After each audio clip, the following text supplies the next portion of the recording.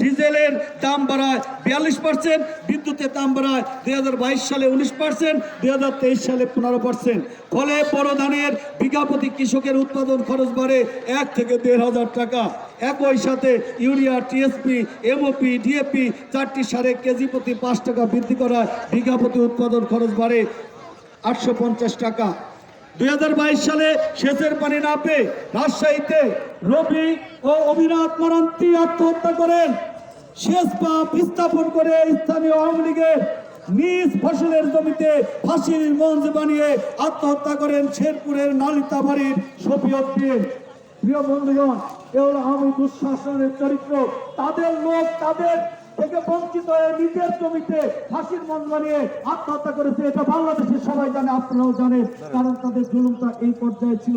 প্রিয় বন্ধুগণ, আগামীতে বিএনপি সরকার গঠন করলে আপনাদের কৃষকদের জন্য কি করতে চায়? কৃষকের উৎপাদিত ফসলের ন্যায্য মূল্য নিশ্চিতের জন্য ইউনিয়ন পর্যায়ে সরকারিভাবে ক্রয় কেন্দ্র স্থাপনের উদ্যোগ গ্রহণ করা হয়েছে। ইউনিয়ন পর্যায়ে কৃষকের ফসল ক্রয় কেন্দ্র থাকার দরকার, কি বলে?